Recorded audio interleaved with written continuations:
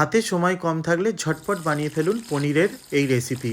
Refined তেল গরম করে তাতে টমেটো আর ক্যাপসিকামটাকে ভেজে উঠিয়ে নিলাম। এরপর এর মধ্যে পনিরটাকে দিয়ে ভালো করে একটু ভেজে উঠিয়ে নেব। এতে ফোড়ন দেব জিরে, শুকনো লঙ্কা, গোলমরিচ আর তার সাথে গোটা গরম মশলা। ফোড়নটা হয়ে গেলে এখানে একটা পেস্ট দিচ্ছি, পনির, কাঁচা লঙ্কা, কাজু বাদাম আর চার মগজের পেস্টটা দিলাম। তার সাথে 1 চিমটি হলুদ গুঁড়ো, 1 চিমটি কাশ্মীরি লঙ্কার গুঁড়ো। মশলাটাকে ভালো করে ভেজে নিলাম। এরপর দিয়ে দিলাম এতে 1.5 কাপ মতন নারকেলের দুধ, পরিমাণ মতন নুন দিয়ে ভালো করে মশলাটাকে কষিয়ে নিয়ে এটাকে ফুটতে দেব। ফুটে উঠলে ভাজা পনির, ভাজা সবজি আর তাতে ধনেপাতা কুচি দিয়ে একটু নেড়ে চেড়ে দিয়ে 4 থেকে 5 মিনিট এটাকে ঢাকা দিয়ে ফুটিয়ে নেব। এরপর ঢাকনা খুলে এটাকে যে কোনো কিছুর সাথে পরিবেশন করতে পারবেন। তো কেমন লাগলো আজকের রেসিপি অবশ্যই কমেন্ট করে জানাবেন।